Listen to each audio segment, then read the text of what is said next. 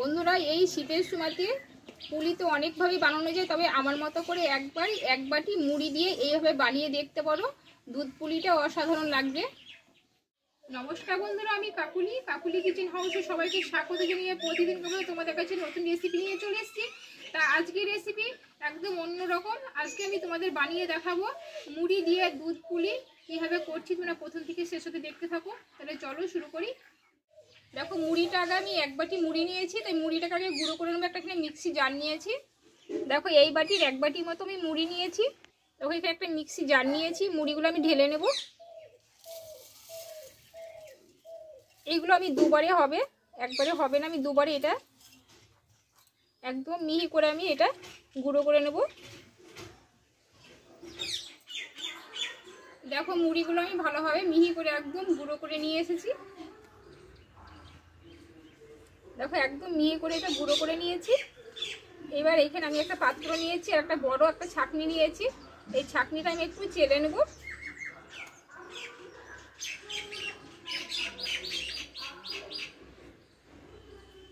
তাহলে গোটাগুলো একটু বেরিয়ে যাবে, পুলিটা বানানো খুব ভালো হবে। দেখো, এগুলো আমি ফেলে দেবো। দেখো, আমার মুড়ির গুঁড়োটা আমার চালা হয়ে গেল। এবার চলো নুনটা ধরিয়ে নেব। দেখো, উনানে কড়াইটা বসিয়ে দিয়েছি আর এখানে আমি এই বাটির এক বাটি মতো আমি জল নিয়েছি। জলটা আমি কড়াইয়ে দিয়ে দিলাম। এই জলটা একটু ফুটিয়ে নেব।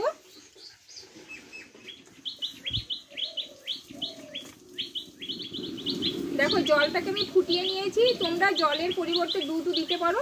আমি এবার এই মুড়ির গুঁড়োটা আমি ঢেলে দেবো, দিয়ে এইভাবে আমি নাড়তে থাকবো।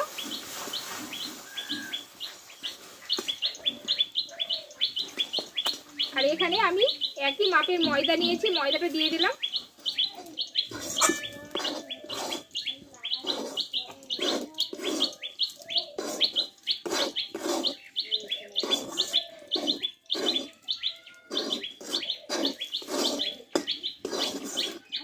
দেখো, এটা ঝরঝরি হয়ে গেছে। এটা আমি নিচে নামিয়ে আমি একটু ঠান্ডা করে নেব।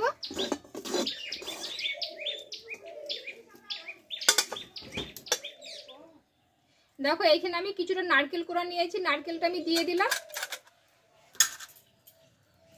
এইটারই মাপ করে আমি একটু আখের গুড় নিয়েছি, এটা একটা পুর তৈরি করে নেব।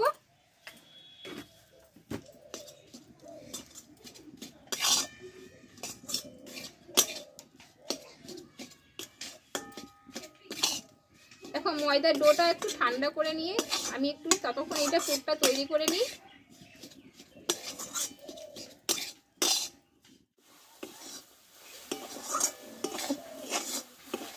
দেখো, পুরটা খুব নরমও থাকবে না, খুব শক্তও করবো না, মিডিয়াম সাইজ আমি করে নিলাম। এবার নামিয়ে নেব।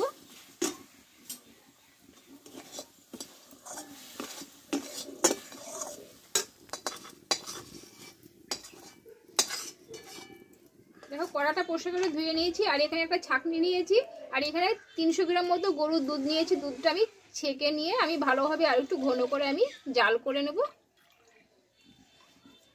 একটু ধুয়ে আমি জলটা দিয়ে দিলাম, দিয়ে ভালোভাবে ফুটিয়ে নেব।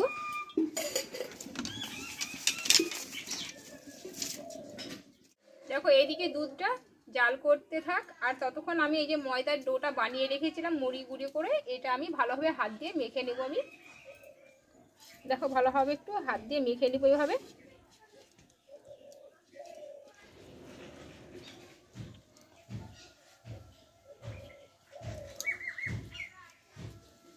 দেখো, এখন একটু একটু গরম আছে, গরম থাকা অবস্থাতে ভালোভাবে মেখে নেব একটু হাত দিয়ে।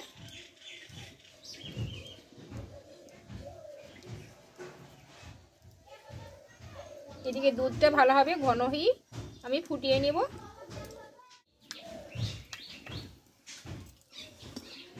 দেখো, দুধটা কতটা ঘন, তবু আমি আরও একটু গাঢ় করে আমি ফুটিয়ে নেব। একদিকে এভাবে দুধটা নাড়াচাড়া করতে হবে, নাহলে শর্টটা চারিদিক দিয়ে পড়ে যাবে। দেখো, ময়দাটা ভালোভাবে আমি মেখে নিয়েছি ডোটা। এবার আমি একটু করে আমি লেচিগুলো কেটে নেব এইভাবে। দেখো, এইভাবে গোল করে নিয়েছি আমি। একটু হাতে ময়দা লাগিয়ে নেব, দিয়ে এইভাবে আমি একটু মধ্যেটা একটু গর্ত করে নেব। দিয়ে এখানে যে পুরটা আমি তৈরি করে নিয়েছিলাম, পুরগুলোকে আমি দিয়ে দেবো অল্প অল্প করে। দিয়ে আবার একটু হাতে ময়দাটা আমি লাগিয়ে নিলাম, এইভাবে আমি মেরে দেবো।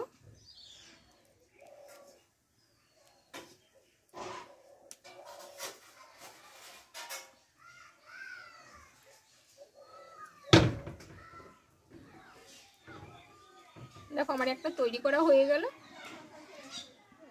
দেখো তোমাদের আবারও আমি একটা তৈরি করে দেখাচ্ছি।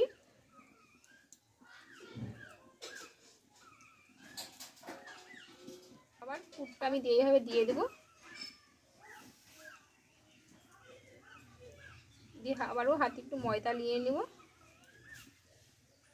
দিয়ে এইভাবে মুখটাকে আমি মেরে দেবো।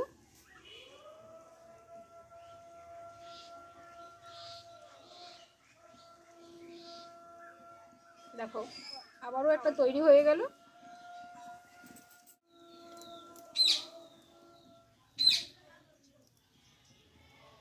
দেখো সবগুলো বানানো হয়ে গেল আমার।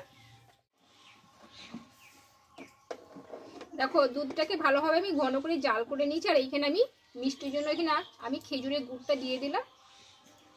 এই মাপ করে নিয়েছি, এতেই মিষ্টিটা হয়ে যাবে আশা করি। আর অল্প একটু দেবো, দিয়ে দুধটাই ভালোভাবে একটু আমি ফুটিয়ে নেব।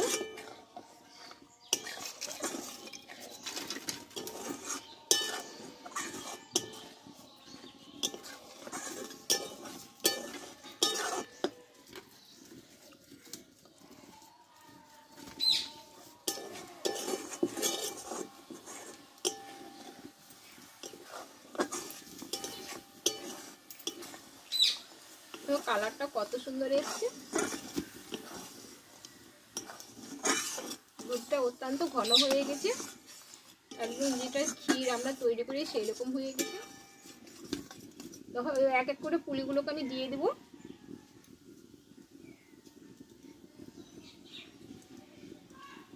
এই 3 থেকে 4 মিনিট মতো আমি দুধটা দিয়ে পুলিগুলো ভালোভাবে ফুটিয়ে নেব। এই পুলিগুলো খুব সহজ বানানো, তোমরা এইভাবে একটু বাড়িতে বানিয়ে নিতে পারো। এখন শীতের সময় এই পুলিগুলো অসাধারণ লাগবে খেতে।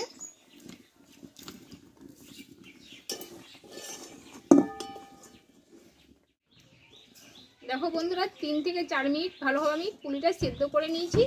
একদম দেখো ভাঙেনি কিচ্ছু না, একদম পুরো গোটা গোটা হয়ে আছে, আর কতটা নরম দেখো। এবার আমি নামিয়ে নেব।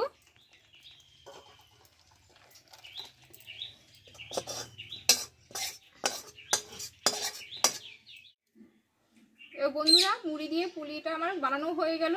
তা তোমরা বাড়িতে এইভাবে ট্রাই করতে পারো, আশা করি ভালো লাগবে এখন শীতের সময়তে। তা কেমন লেগেছে অবশ্যই কমেন্ট করে জানাইও, আর একটা লাইক দিয়ে দিও, আর বন্ধুদের কাছে মেলা করে শেয়ার করে দিও। আবার পরের রেসিপি তোমাদেরকে ছাড়বো। তোমরা ভালো থেকো, সুস্থ থেকো, টাটা।